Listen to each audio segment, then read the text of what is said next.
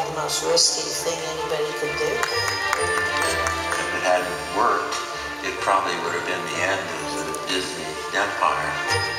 This was one of the fastest designed projects in the history of America.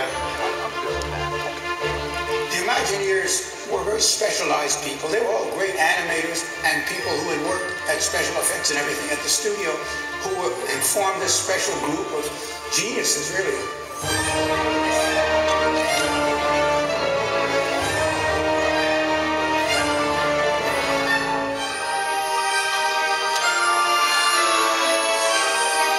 It's amazing with Disneyland, the whole idea of a themed area to a certain place in a certain time and a certain story. No one had ever even conceived of that before.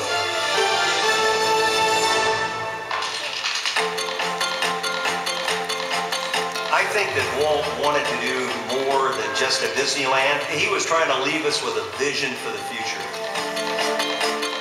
Epcot will take its cue from the new ideas and new technologies that are now emerging from the creative centers of American industry.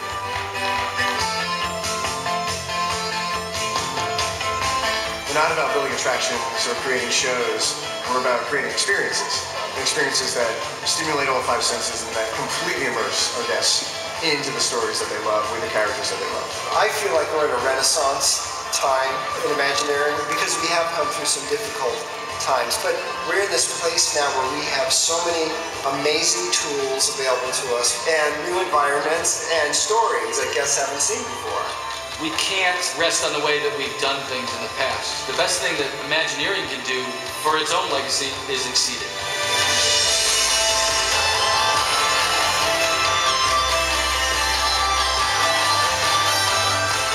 Walt set a standard early on with the Imagineers.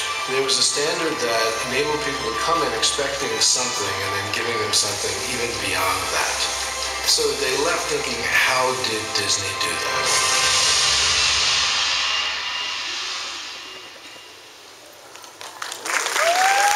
And now, Stage 23, as part of our celebration of 60 years of Walt Disney Imagineering, is pleased to present Leading a Legacy.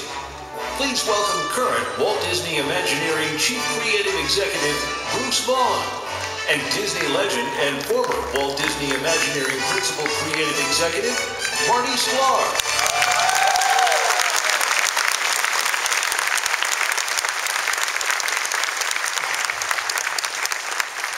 So that documentary is exciting, huh? Yeah, Tom Staggs got to roll that out the other day to the Sorcerer's Club, I think. And we've been working on it. It's going to keep going. You know, what is the first thing you think about when you think about that? Besides Walt, I think it's the people. Yeah. Because the talent that's been in Imagineering is incredible over the years and continues. And it's such a, you know, has the reputation of being the elite in this business and should have that reputation based on what has been accomplished all these years, but it's the passion and the heart of all the people like you've been meeting here this weekend. Yeah, and I think that's one of the things we've talked about recently in your book, which thank you for writing and sharing that knowledge and passing it on. Yes, but it really came out of the diversity of talent, and that Walt wasn't afraid of difficult personalities if they had the right talent to contribute. And really, that's part of, I think, leading Imagineering is you really have to know how to get those people to be motivated to work together. Well, I think that's, you and I have talked about this as a big part of your job is being a casting director, putting the right people together. And Walt was amazing at that, and I've often told the story. I love these two people very much. Mark Davis and the wonderful sketches he did for all the pirates and Haunted Mansion and Small World and Jungle Cruise, et cetera, et cetera. And Claude Coates, who was easily the best layout. He came out of background in animation, and he was easily the best background person. He laid out the Pirates of the Caribbean, laid out the Haunted Mansion, and so many other things.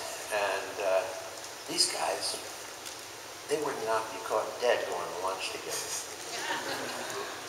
Really, and that's not a negative. It's just they were very different personalities, and they had different friends and different interests. But Walt somehow knew how to put people like that together, and you rub them together, and it's something better than, certainly better than one person, and often better than 2 plus 2. You know, it's amazing. And I think I see that all the time too, and we really try to build our teams with that unexpected diversity, I think, and it's always a combination of what I typically refer to as technical, although our technical people are so creative that it's unfair to just categorize them that way, with our classic designers and creative people. And I remember I don't know if you guys remember Lucky the Dinosaur, which used to be around here. Lucky was great. So Lucky was a prototype audio animatronic that we were pushing ourselves to free the robots from the show floor and get them out into the parks to roam around. So we had to change everything. All the skin go electric. And the most difficult part was the neck, and trying to get this neck to be able to use fluid and look organic and not shake or jitter and hold the head at the end. And we had Akhil Manhani is a PhD, incredibly talented engineer, and but we combined him with Brian Ty, who really comes up from, his father was a sculptor, and he doesn't have any technical learning or PhD, and it took both of them to figure this out. We sort of had a competition to see who would get the best neck, and Brian, because he wasn't studied didn't even know at that time how to build models and computers and things, sort of went and tinkered and came up with this unbelievable linkage system that was really, I think, harkens back to the great, Neil Gracie and those kind of people. And it by far is the best way, but Akhil came in, but Brian couldn't have made it actually function in the park. It took Akhil's math on top of that to come in and go in and actually make that model function. But it was really a great moment to see how they come together and worked off of each other. You know, I'm actually jealous of something, I have to tell you, Bruce. And that is, back in the early 60s, I wrote a line that Walt liked about Imagineering. It was that Imagineering is the blending of creative imagination with technical know-how. And the reason I'm jealous is you have so much technical stuff to be at your disposal today that we didn't have 5 years ago, or 10 years ago, or 20 years ago. It's true. It's true. We're getting, and I think the fact that people know about Imagineering and the product is out there in our parks, and they grow up dreaming about this and studying the right things so that they can apply that at work. It's so different than I think when you first started. Imagineering was invented. It wasn't even in place. And what was that like with the earliest Imagineers? Well, Walt used to say about Yale Gracie, who did all the special effects in the Haunted Mansion and the Pirates, he'd say, Yale, if I didn't employ you, you'd be home tinkering in your garage. And I think that was true. He was a tinkerer, and tinkering is part of what they did. And I still remember a meeting that we had. It was Yale Gracie and T.He. I never knew the origin of T's name, but it was Thornton was his first name, and he, H-E-E. I don't know where he got any of that. Anyway, he was a great cartoonist in the animation business, and he and Yale were working on something they called Planet Moo. It was an electronic shooting gallery, and it was set out in outer space, and they had crazy things like if you hit one of the characters in the belly button, his head would open up and a ball would come out, and they called it Screwball. Okay? But there were dozens of these things, and Walt came in one day, spent an hour, he didn't say one word. I'm not kidding, not one word. None of us had ever seen anything as wild and fun as this. And finally, when he was ready to go, he just turned to Yale and T.E. and he said, "Is that all they do?" And we knew exactly what he meant. He said, "Keep going." It's so good. Yeah. I think that's a big piece of the role too. Is that kind of motivation, and because it is, Imagineers don't come to work. They come and what they do for the parks and what they do every day is what they would be doing otherwise. Just it wouldn't be Disney. But by far, Disney is the best place to do it because there's to be surrounded by people who who have the same passion, the same level of passion that all the Imagineers has. It's just amazing. And I think everybody's in awe of each other at Imagineering. That's something that I think that place really breathes, and it's interesting. And I lucked out because I got to watch Marty for years. I've been with Imagineering 20 years and doing this role for 6, so I had 14 years. He gets to correct everything I screwed up. Well, it was great to have a role model. I mean, what about for you? Was it Walt or was it John Hench? I mean, who? Well, Dick Irvine was a different. He was Richard Irvine was actually the first person Walt hired to work on Disneyland after Harper Goff had done some of those early sketches. Dick was an art director from 20th Century Fox, and he came in, and a lot of the early Imagineers, except for the ones that came out of the studio like John Hench and Mark Davis and Clark Coates, etc., they were art directors from the motion picture business. And Dick brought a lot of those people in. Bill Martin, who was one of the key designers, Fantasyland and Frontierland, and the Magic Kingdom. Bill was very important in the Magic Kingdom in Florida. So for me, it was a learning curve working with those people and see how they work. But, I was always the kid because, many of them had come out of the studio. John Hench, who was really my greatest mentor, who had started in 1939 at the studio on Fantasia. And so he had a long history, long before I started working with him. I remember John telling me the story about one day Walt came by his office and looked over his shoulder, and John suddenly, he was working on Peter Pan, which was the last one I think he and Claude Coates and some of the others had worked on before they came to Imagineering. And all of a sudden, John was aware of Walt looking over his shoulder. And Walt, again, he didn't say anything, but he went toward the door, and as he got to the door, he says, "Oh, by the way, John, I want you to work on my Disneyland project." And he said, "And you're going to like it." Well, John did. John worked till he was 94 years old and 60-some years in the company. So there was that kind of level of experience and passion, and people that I learned for Harper Goff and Blaine Gibson and Fred Jerger and Harriet Burns, and they were. The thing that really struck me, and it still does, and I want to get to something that you're doing. They were teachers, and they had no hesitation to give you whatever information you wanted to know, to help you. If you had a question, you wanted to learn more. It was like a PhD program every day, with these people, because they were so good. And now you have a class at UCLA, which you teach. You have for many years, right? Yes, 10 years now. We're going to the 11th year. It's the Imagineering, the art and process of entertainment design, and it really came out of the dean at the time, Bob Rosen, was a friend of mine, and we went to the park together, and he said, "My God, why aren't we teaching a class on this? Because it really is a mashup of all the different art forms that storytelling art forms." Whether it be theater, gaming, by the way, it's a big piece of gaming because everybody is sort of an autonomous character moving through the parks. We don't know which way you're going to turn. We try to lead you, with little gateways and things and icons and weenies. Film, all those vernaculars are there. And I remember with you and John Hench really getting a deeper understanding of how there are long shots and dissolves in the park, and all these transitions are so important.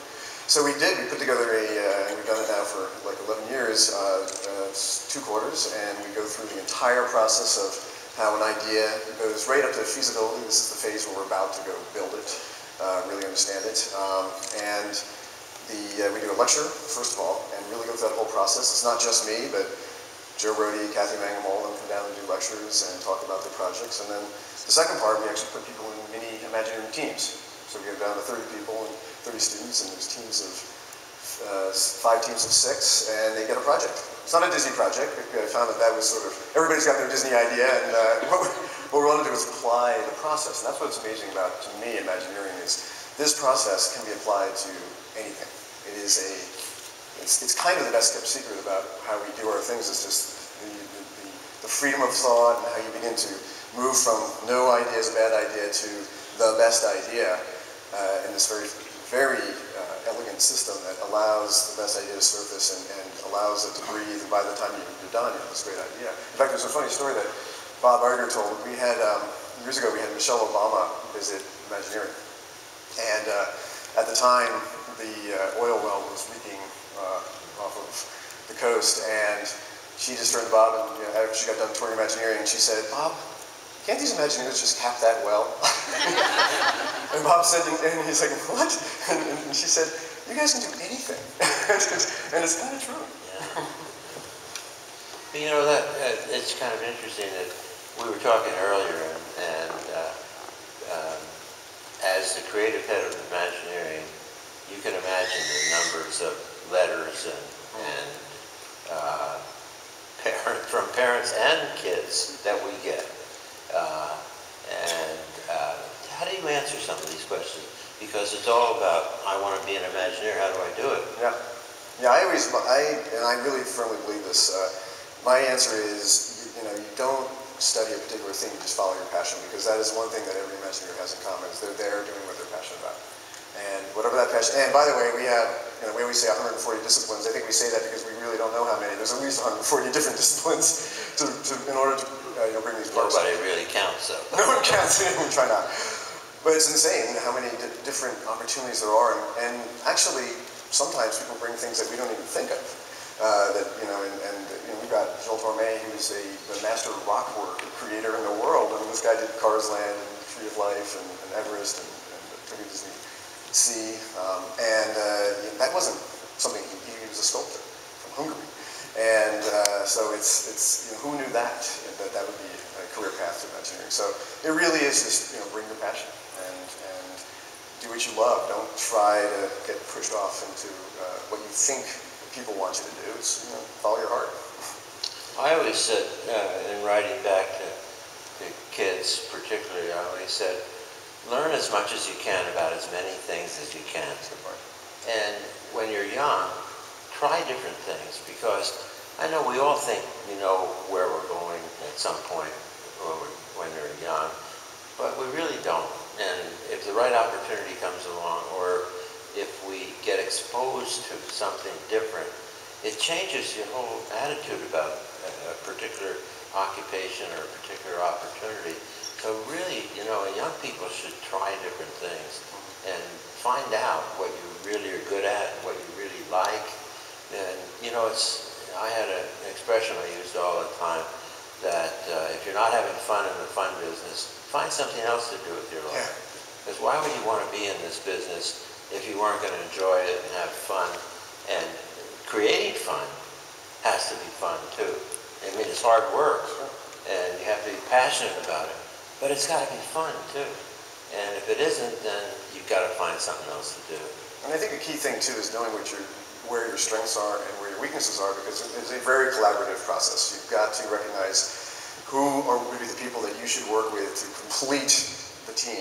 And I had a great experience when I first started. I was a writer under Tom Fitzgerald, working with another writer, Dave Fisher, on a little movie for the Land Pavilion, the Circle of Life movie, and The Lion King wasn't even out yet, and we had a script from Jeffrey Katzenberg, and he said, this movie, it's going to be okay, but, and he said, use these characters, because it is an environmental tale. And so Dave and I were writing this story, and we thought, it was the best thing ever. Our jokes were as funny as they could be, and we're cracking ourselves up. And then Tom says, we're going to bring in Irene Becky, who's a great writer from feature animation, to punch it out. And I said, what? What is she going to do? And so here comes this writer, and she goes away for 2 weeks, and I'm sitting there going, okay, our script was perfect. She comes back, and it was so much better. The dialogue and everything was so much funnier. It made more sense. And I really was humbled by that, because, and I said to her, I have to apologize. I was really, hating that you had this opportunity, but now I see. And she said, look, what you and Dave did was build the skeleton of the story. She goes, I can't do that. I'm only good after the skeleton's there, and then I can put meat on it and add dialogue and things like that. So that's, you really can understand your different talents and bring that to the table. Yeah, that's a really good point. Tell us about how you deal with peer reviews, Imagineers reviewing other Imagineers projects. Yeah, this is something that we've struggled with, but it is something that Ed Catmull and John Lasseter, very early on when Pixar joined the Disney family, they live by this. They say that the success of their product and their movies is so much about the fact that they have this brain trust of talented directors and writers, and they review the movies throughout the process, and they don't pull any punches. It's a difficult process because when you're creating, it's part of you. Earlier, I think Eric Jacobson said it's like children. It really does feel like these are children, and then people are going to come in and basically tell you your child is ugly. But you have to, because you're actually all in it for the right thing. And what they do is these note sessions, and now we're doing this at Imagineering as well, which they're non-mandatory notes. So the team doesn't have to take them, they just have to listen. And the team can't be defensive. They can't say, no, but, they just have to listen. And a smart team will hear the notes and know which ones are good and which ones aren't. The difference between our product and Pixar, though, is that, an animated movie is always the same pattern. The story is different, characters are different, but you're really going through a pipeline that's very regular and predictable.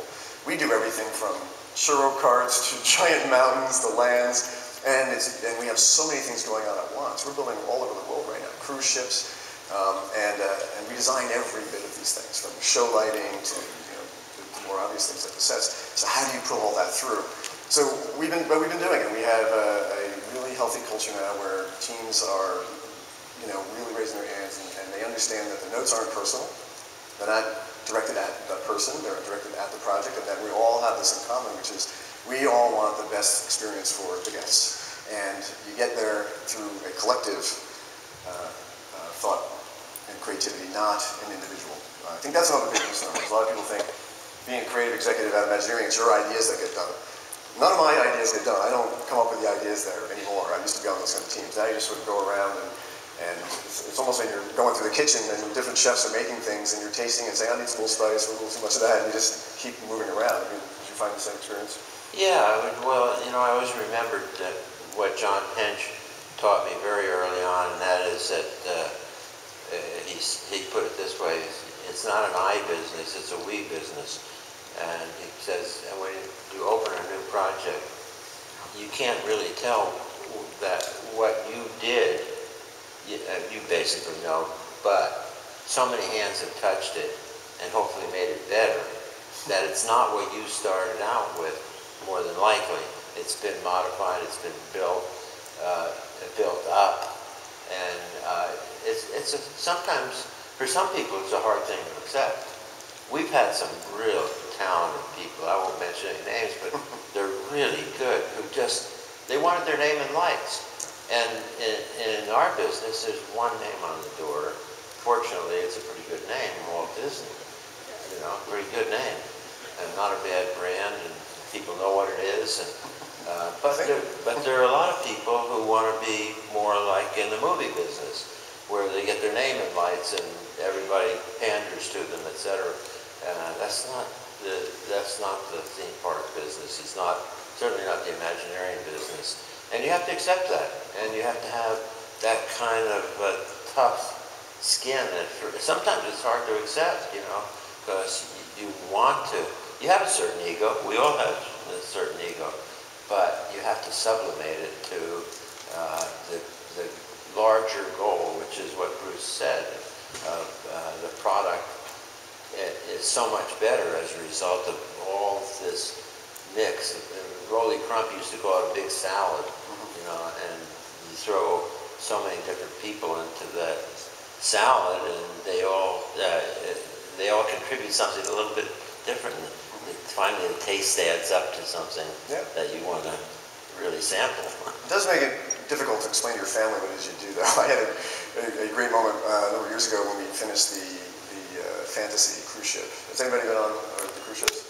They're beautiful, and Drew and sister on the team did an amazing job, and we visited often to Germany, and I was on there for about 7 weeks finishing up everything, because again, we do all the live entertainment as well as the restaurants and the shows and the restaurants, everything, so you have to be on the ship, and And I brought, for part of that time, I brought my parents, my brothers and sister-in-law, my niece, and had the extended family. And so they were on the ship for a week and seeing the shows, going to dinners, doing everything.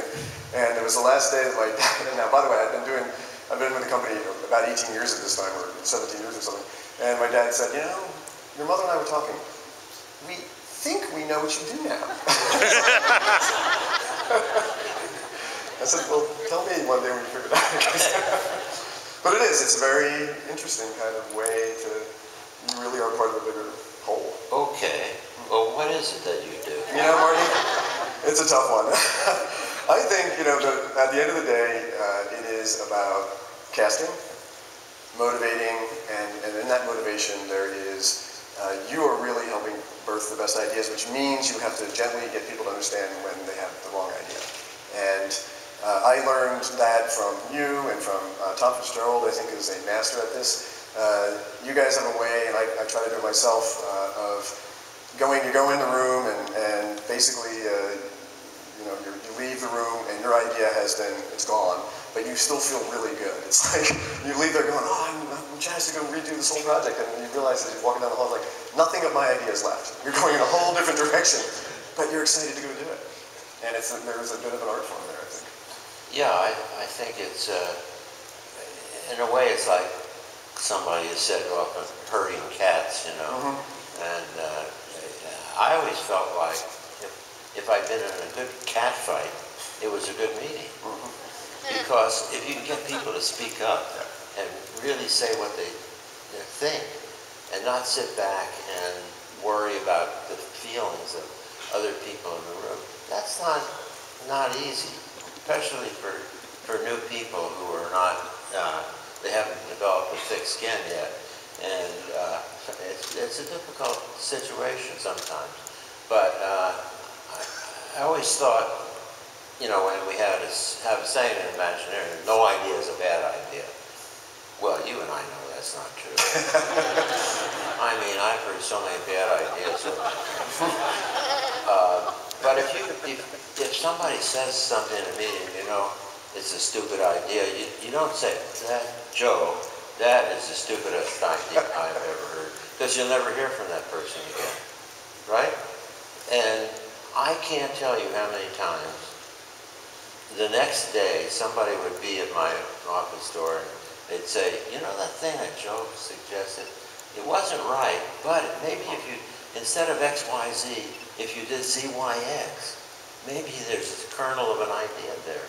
Yeah. And that's the kind of open process you're struggling and continue to foster, because that's when you get the great ideas. When nobody's afraid to say what they what they think, when nobody's afraid to offer something that somebody else might think is dumb, because you don't know. You don't know what is going to hit, what is going to spark somebody else.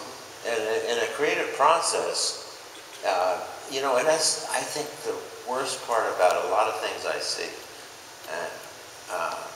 And I see it at universities, for example, is these silos. Everybody works in silos, and they don't talk to each other. Right. And there's not an interface between them. And I think you don't get the best ideas that way, because you're working in an environment that's a closed environment. We want an open environment. Yeah, that's absolutely true. I think also part of our role is to make sure that we keep people that might be considered a little crazy around the office, because these people do exactly that. And the biggest challenge is that you have you can give me your list. I'll give you a list. But you have to have these people in the room, because their ideas might be ideas you're never going to build because they're so out there.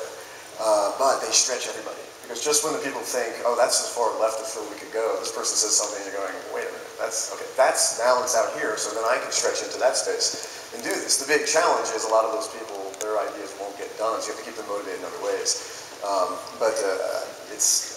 To me, I think that's one of the funnest things about working at the place too, is putting together these various personalities and throwing them in a room, like you said, and just watching what comes out. It's extraordinary. I love every day we walk around and we get to review new ideas and ideas underway, and it's never boring. I can tell you this right now. It's always fun.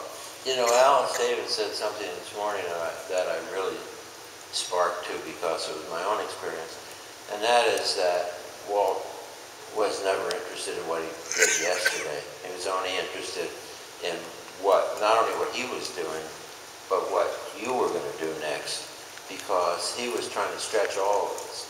And if you can keep stretching your people to say, that's great attraction we did, but, you know, now we've learned that, we've learned some new things out of that. What's the next one? How can we jump to another standard, another level? And I think right now in the theme park business, with other people being more aggressive about it, you have an even bigger challenge because there's other great stories out there that Disney isn't doing. And those are being done by a lot of ex-Imagineers, by the way. Almost every company has, we've trained so many people that are out and doing projects all over the world. And so that's a challenge continually. But if your people accept the fact that you expect them to grow, you expect them to go beyond where they were the last time, that's a wonderful way of living your life, you know? If somebody said, I always felt that what Walt said to us, that what we did yesterday was never going to be good enough again. We had to grow. We had to be better. We had to learn more. You know, things like, I talk about John Hench a lot. When John went to him about a couple of things. One was when they were working on Fantasia, John said he thought the male dancers were very effeminate. And Walt said to him, do you know? How do you know that? And John said, well, I really don't know. It's just my impression. And so Walt arranged for John to spend 2 weeks backstage with the Sol Uric Ballet Company. And John came back, he says, those are the greatest athletes I've ever been around. And they were such great, they were just very, really super specimens in what they did, and not effeminate at all. He had a whole different impression. And it was the same thing when Walt said, I want you to design the Plaza Inn, the new Plaza Inn at Disneyland. And John said, I have no idea about anything in the restaurant business. So Walt said, well, don't look at me, you find out. And so John took a course in restaurant management at UCLA. And he came back, and from then on, he was the expert because he could go into any kitchen and he knew exactly what should have been there. He knew what the chef should have been asking for, etc. And so it was a growth experience on a continual basis. And that continuing education is really, really important as part of what you do. Yeah, and I think that's one of our challenges is one of the great things, one of the strengths of Imagineering is that Imagineers stay forever. They just don't leave because there's so much passion and they get better and better, and it's great to have deeply experienced people around. But you have to also, at the same time, find opportunities for the newer generation to get in there. So it's really coming to this balancing act and making sure you're setting up the right mentorships and getting people out there. Fortunately, we do have so much going on and so many different scales of projects that you're able to find these little opportunities to grow people through the system. But it's a kind of an interesting thing if you're in the middle of it all. If you're down in as a new Imagineer looking up, you say, well, you know, when am I going to be able to be a Joe Brody or a Tom Fitzgerald or Kathy Mangum? And it's really figuring out, you know, how are we going to put someone's career through this, because it is a studio. It's a very unique studio. It's not a place that people just come and leave. We have a culture. Actually, I think it's a better way to put it. It truly is a deep culture. Well, speaking of cultures, you know, when you do work all over the world, you have to think about where the product is going to go. And even though it's all Disney product, there are levels of knowledge that different people have around the world. What are you doing, what kind of approach are you taking in Shanghai with the knowledge that people have? Yeah, well, Shanghai is a very exciting project right now because it's our next Castle Park, and it's going to be extraordinary. Being led currently by Bob Weiss, who's a very experienced Imagineer creative executive, and Howard Brown is the project manager. They're really wonderful team. But it is China. Now we have the advantage that we learned a lot from Hong Kong. So we got the park in Hong Kong and we've been expanding that.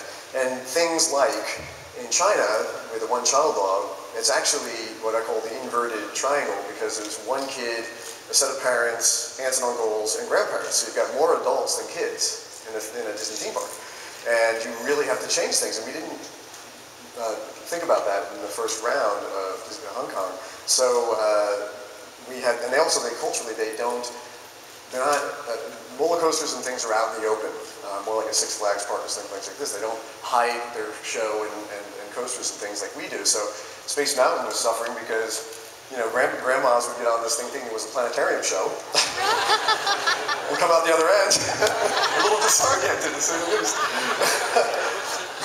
If you go around China, they have big video monitors that shows what's inside the attraction. We're not going to do that because we're immersing you in a story, so we come up with other ways. And we allow, when we did Grizzly Gulch, which was an expansion for that park, Jill and Sister and the team, we have show elements inside the mountain. It's a runaway train, kind of like Big Thunder.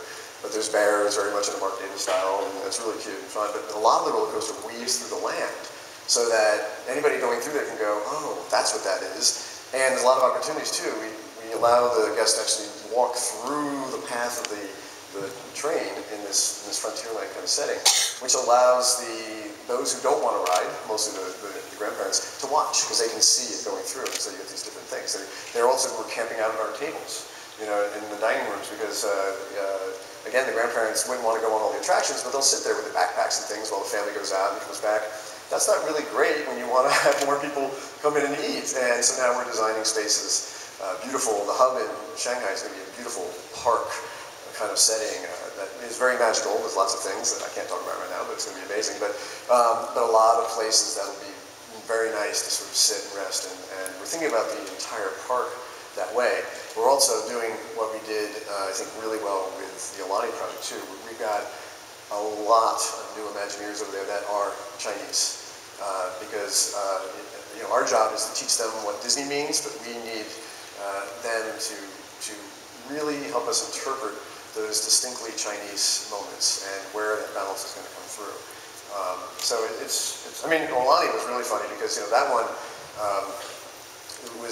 Bob Iger said, you know, big H, small D there. We don't want to just put a Disney attraction on Hawaii. We want to tell the Hawaiian story. And Joe Rohde is absolutely phenomenal. And he, you know, brought in these Hawaiian advisors. But one of the more difficult meetings I had, and this is one of our jobs, is, you know, you can imagine when Disney names something, there's a big marketing group and Imagineers who come up with the names for all this stuff. And it's, you know, we think about everything because it's going to be marketed this way. But in Hawaii, you know, Joe was telling us, oh no, this is a sacred spot. You know, it's the whole thing. And what you do is you get a Hawaiian dreamer to dream the name. I was like, what? He said, yes, this man is going to go to sleep and he's going to wake up in the morning and he's going to tell us the name of our resort. So the first few names we couldn't pronounce, so, you know, he went to bed and woke up and we taped these up at the time when service were low, and Mark said, so, you know, here's a name, and they're like, we can't, that name, because I can't tell you what they were, but they didn't sound very nice. So in Hawaiian, they probably sounded fine. To us, they conjured up other images. So we're like, okay, that's not going to work. And we was like, well, what do we do? And, you know, go back to sleep. So Aulani is actually done by this master who is he's a name dreamer, and that's how we have our name. And that's the kind of company which I loved. I didn't get a corporate attitude. What I got was, you know, a lot of puzzle looks at first and said, well, no, if we're in this, if we're going to design this thing, that's the culture we're going to be telling stories to, then we have to respect that. And as long as we can keep, you know, having him go to bed and come up with a new name, it's fine by us. I think it was around 15 names we went through. Names are amazing things too, as part of the whole development of something. I remember when Michael Eisner first came into the company in 1984, and we pulled out everything we were working on to show him Frank Wells. And the first thing he lit on to do was something that Tony Baxter had called Zippity Doodad Run. And it was just at that time Disney had just released Splash as a movie. And very quickly that attraction became known as Splash Mountain for two reasons. One, he said, we're going to promote the movie and the theme park attraction at the same time. And two, we're going to continue the tradition that you've established for mountain names. And so you look at the names of most of our thrill attractions. It's got Space Mountain and Big Thunder Mountain and Railroad and Splash Mountain. It's the Disney tradition. And you know, it helps right away to say something about what we're doing because people know, right? Yeah, and I think you've made a very good point, how important how you talk about the product and how you refer to it. You know, it's just, we don't make rides, we make attractions, and actually when you think about what Imagineering designs, we don't think of it as designing places or attractions or shows, we think of it as designing experiences. So we think about everything, the food and, you know, the bathrooms, everything is thought about and designed every inch of those places. In fact, you know, Animal Kingdom, most people think that, oh, we probably worked with a landscape there, and we flattened that place first, you know, completely flat, and then built the hills where we wanted them and put the trees where we wanted them and everything. So it's really phenomenal. And I was just you saw a little clip there, and Leslie Iwerks thing of the Shanghai site, and I was like, Marty, this is, for me, in this role, this is my first, what you call greenfield of a full park. So this is, you know, you level the ground and you emerge, and last year when I went over there, we were just beginning to sort of clear the ground, and you do about a year of plumbing, basically. You have to get all the stuff underground before you can come up. And I stood where I remember that great photo of you in Florida where you're standing, and I did the same thing with Howard Brown and Bob Weiss and Tom Staggs. We stood with the X where the castle's going to be, and I think I almost fainted because I thought, how are we going to do this? There's a lot to do. It's like, it was great when it was drawings and a model, but now we have to build it. It's very exciting though. Yeah, you look around at I remember Paris, it was so cold the first time I saw that site, and it was just a beet field. And I said, oh my God, what are we doing here? I go into Paris where it's warm. But Bruce, I think you ought to get a salary increase, because I noticed in the video and this, you have the same shirt on. I did. You know, continuity. I'm all about continuity. You go to Tom Staggs and say, I'm going to get a second shirt. Am I not transparent, Marty, really? So you know what? I think we ought to throw this open to you guys and see what kind of questions that you might have. So if we could have the lights up and... There's some microphones, if you just step up to a microphone if you want to ask a question. Here comes somebody. Start on the left side, yeah. I know, sir, you have written a book, but have you written a book? I have not. You should. Thank you, man. Don't hold that against him. Okay.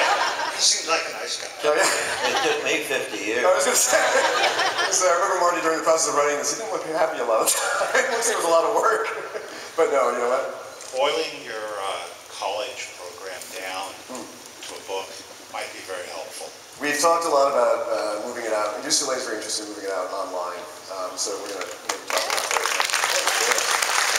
You can take it, President. Yes, over here. Yeah, that's good. Paraphrasing, I think I read somewhere that the mission statement of Disney, the organization, is to create memories. To create Memories in a safe environment. It's gone through many iterations, but I just wanted to express just how many memories I've had growing up about 40 minutes north of here. We didn't have a whole lot of money, and this is the one place we came to every year that my dad was able to save enough to take us, the kids and my mom, and then probably around 14 we finally got to go to Epcot. But as cast members, you must have some amazing memories just from your entire career. Could you maybe express one or two of them? Oh my God. There's so much. I told the story this morning about the first time that I had to make a presentation of Walt. I was 21 years old and never worked professionally and was scared as hell. And it was, yeah, that's big a memory is any, because I always, and I said this morning too, that was a turning point in my career. I was either out the door before my career ever started, or he liked it, and as he did, and it was a stepping stone, became a stepping stone. So, I mean, that's a pretty basic thing to think about it when I think back on 50-some years doing this. Yeah, I think for me, it's, first of all, there's nothing like finishing something and watching the guest reaction. It really becomes into focus when you see it. And you know, you actually cry. I mean, you sit there and you tear up because it's such a wonderful moment. But I do have a memory that we were working on World of Color, which we're very excited about. So people, I hope you like World of Color. Yes.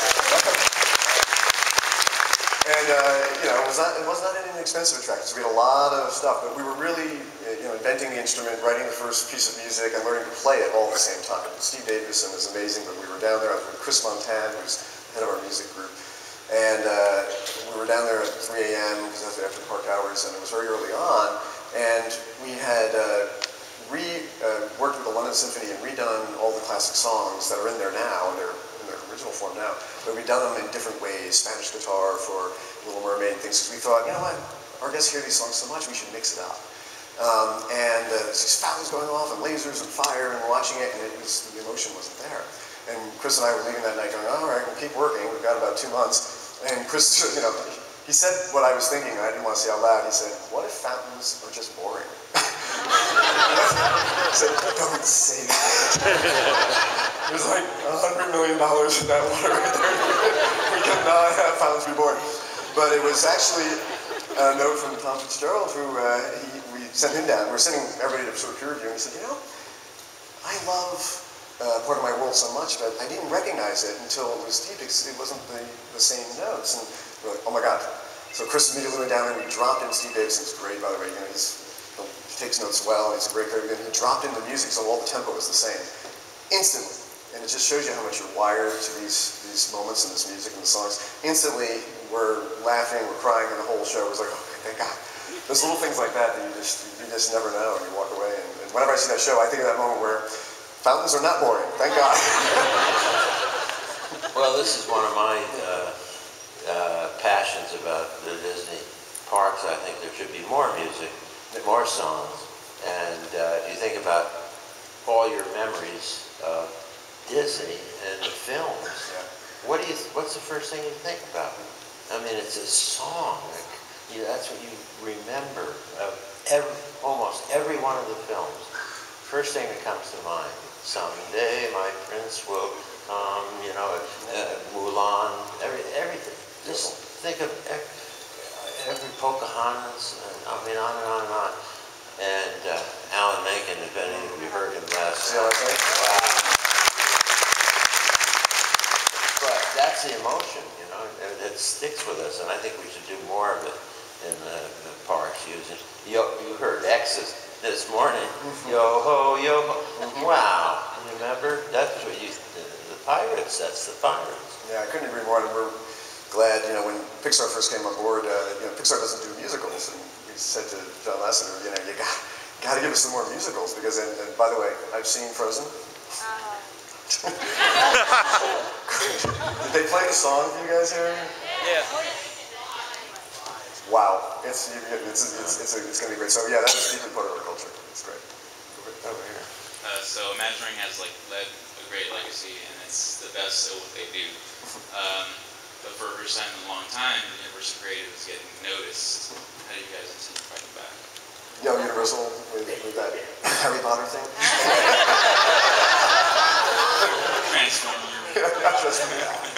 You know, first of all, it helps everybody when the industry actually raises the bar, and it also keeps us on our toes. At the end of the day, you know, I feel very strongly that there's so much more to what makes a Disney park and resort so, you know, great. It's the service, it's the cast. We have so many great stories. I mean, Star Wars changed my life. I'm so glad we have this now. We have these new stories coming out. We're beginning to figure out Marvel and how we can bring that in. You know, Avatar is going to be phenomenal. And all the new feature animation and Disney products, more pirate movies, you know. So it's, to me, I just feel like, you know, bring it on. Bring it on, we're ready, and no one can touch us. Not only that, but it says something to you right away because it's a great story. Yeah. I mean, it's a great story. So that's what we try to begin with is develop a great story first. And then there's lots of ways to tell a story and lots of new technologies that you can bring into it. But if you don't have that basic great story, you're behind the 8 ball right from the beginning. Right. And they don't have an Imagineering, so. Imagineering has such a treasure trove of classic attractions and attractions that are no longer with us, like Adventures to Inner Space, Horizons, and Journey into Imagination, which has been highlighted quite a bit this weekend. Yeah. Does Imagineering ever look at ways, besides merchandise, to allow guests and fans to relive classic attractions via the dish technology showcased downstairs or anything else? It's an interesting idea.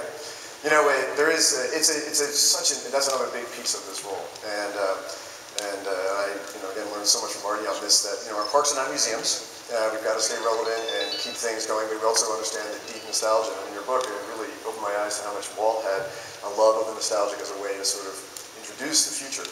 And we've got to constantly be diligent about that. We know if we move a park bench, that probably was a bunch where someone proposed to someone or has an amazing memory, and we've ruined their life if we get rid of their anniversaries are over, divorce, whatever.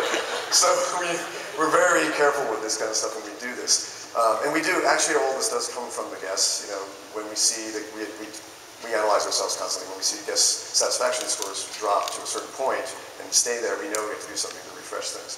But, there are so many technologies and ways that would be very interesting to think about how we could bring those back virtually or something. It's interesting.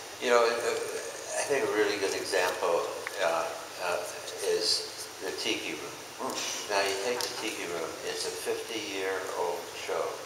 50 years, and so much of it is exactly the same as it was when we started.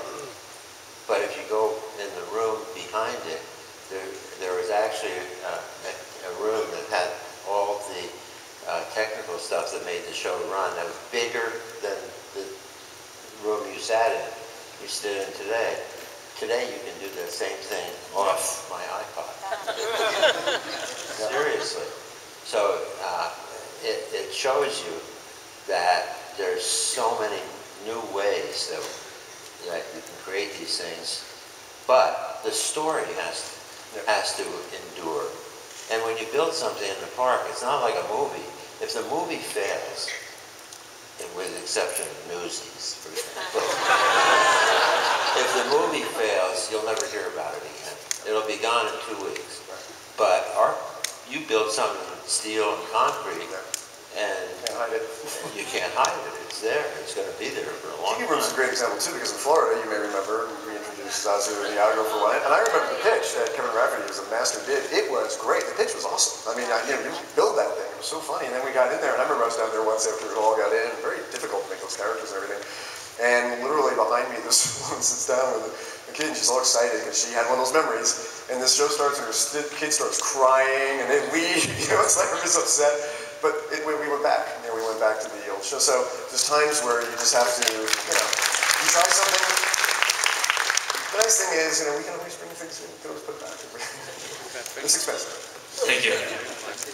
First off, I want to second what you said there. I'd love to have a chance to buy some of those old attractions on DVD or Blu-ray. That'd be awesome. That's an interesting idea. The question I had, I can't imagine, Marty, you haven't made bad ideas, but can you share with us maybe an idea that you had or a project that never came to fruition that you can share with us? No.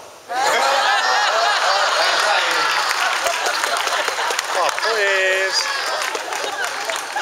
You asked.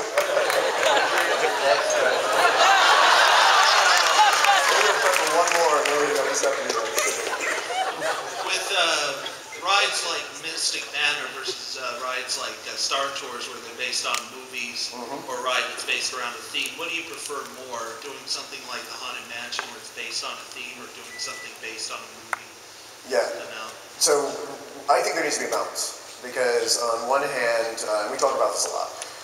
On one hand, if the movies are successful and great stories and great characters, we know our guests and we want to go there. So we want to deliver on what those movies do. And when those movies resonate, this is your opportunity to go to, like in Star Tours, to expand beyond the edges of the film, go to places that aren't even in the film and see it differently.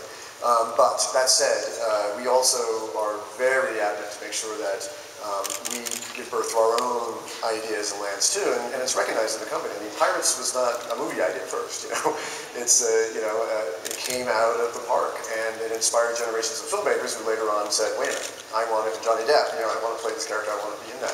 So we are going to continue to do a balance, and we have that in China where we build everything. We continue to, in fact, 2/3 of the expansion in Hong Kong were original ideas, with Mystic and Grizzly.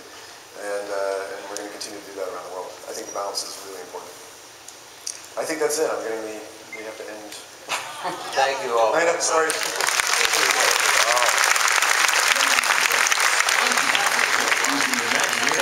Thanks for joining us today in Stage Thank you very much. Please gather your personal belongings and watch your step as you exit through the doors of the theater. Again, thank you for attending today's presentation, and we hope that you enjoy